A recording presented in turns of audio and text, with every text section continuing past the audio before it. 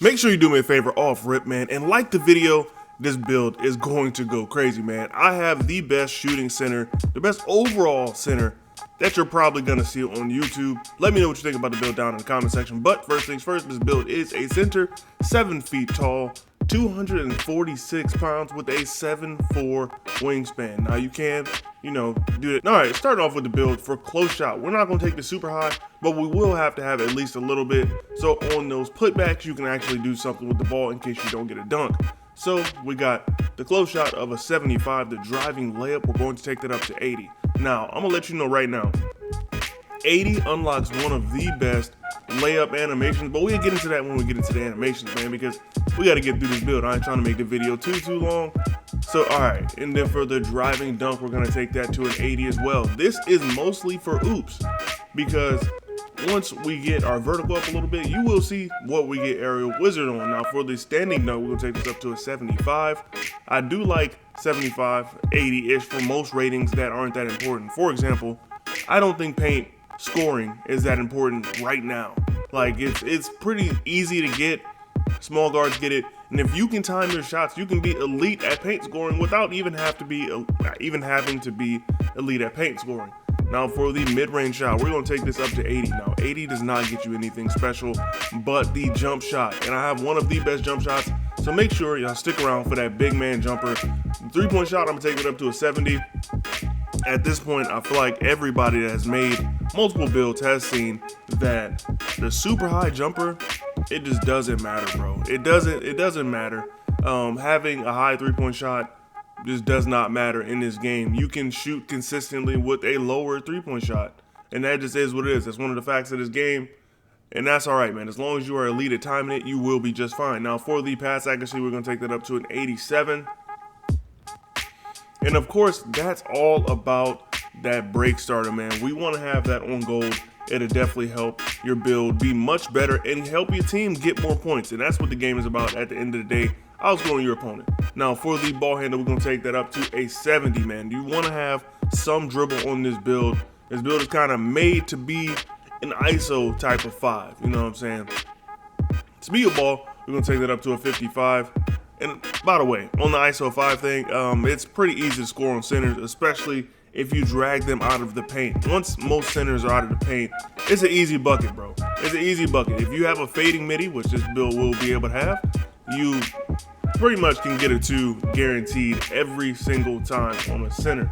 Now for the interior defense, we're gonna take it up to an 82. Perimeter defense, dude, don't make a center without perimeter defense, because like I said, these centers out here are cooked when it comes to outside the paint. So make sure you add some perimeter defense. I personally like 62 because that gets me immovable, but we'll get to that in a second. So for the steal, we're gonna take that up to a 60. You don't really need to go much higher than that. You need to just make it so that you can get steals.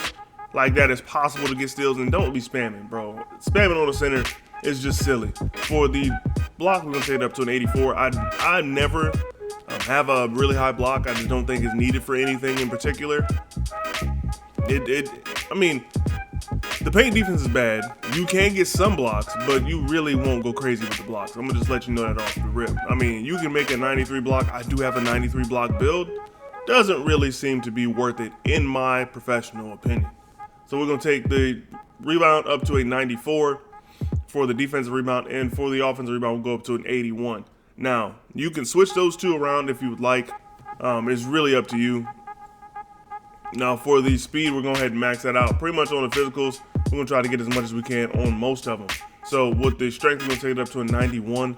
I really don't see much benefit in going higher than that. I mean, other than brick wall, but if you practice setting your screens, you'll be all right.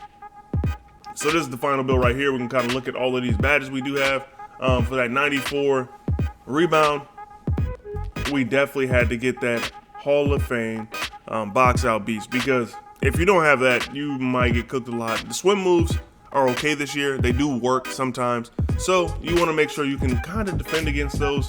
Definitely put a body on somebody. And if you up this up to legend, it'll definitely help you get those offensive rebounds a little bit easier. That break start on gold, brick wall on gold. This is probably the one that I would be looking to max +1 more often than not if you're running that type of scheme, with your point guard, that will definitely be more important than most of the other badges that you can use Max Plus 1 on. We do get Paint Patroller on silver. Like I said, I do have a build with it higher. I have a build with it on gold, and I Max Plus 1 at the Hall of Fame. I don't really see a huge difference that wouldn't be more beneficial somewhere else using the Max Plus 1. We do have Post Fade Phenom. If you don't know about Post Fades, you are late to the party. They are pretty easy to do, and I always suggest people at least give them a try. If you want to use rhythm shooting on them or not, I would say give them a try with square, give them a try with rhythm shooting. Either one is cool. The badge also activates on post hop shots from what I've seen, just in my own testing. We got Pogo on gold, which you will need because there are always a bunch of people in the paint in this game, especially if you play Random Rick. We did get Physical Finisher on silver. I definitely love that badge. It's definitely something that I can see myself using quite a bit, and I do use quite a bit. Then we got Post Lockdown on silver. You're gonna play quite a bit of post scores, and that's what the strength is for, but in all honesty, post scores kinda cannot be stopped, especially on game modes like 2s and 3s. You're not stopping them anyway. Silver, Set Shot Specialist. Now this is probably the biggest bang for your buck badge right here if you want to use the Max Plus 1. Now in tier 2, you can use Posterizer. You can go ahead and put Off Ball up. Immovable is what I use on most of my builds when I use my Max Plus 1 for my tier 2 badge. It seems to be one of the more important ones, especially for when you play against other center builds that are kind of built like this one. That will definitely help you out quite a bit. High Flying Denier, I'm not a big fan of this badge. I mean, it's like Chase Down. It really doesn't seem to work that well, in my opinion. I rarely get chase down blocks. That could be because people's dunks are higher than mine. But all right, we can go ahead and finish up the build.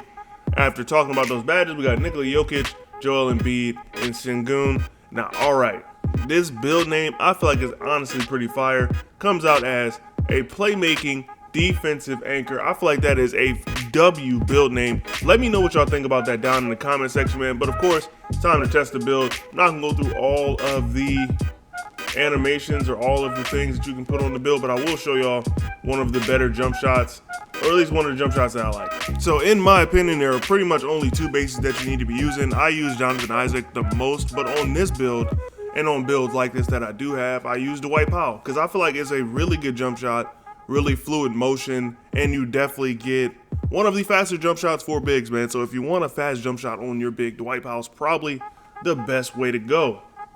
Now for this one, I did go 3/4 speed. I used to always speed my jumpers all the way up, but trust me, it's just a little bit better of a jump shot if you actually take some of that speed off.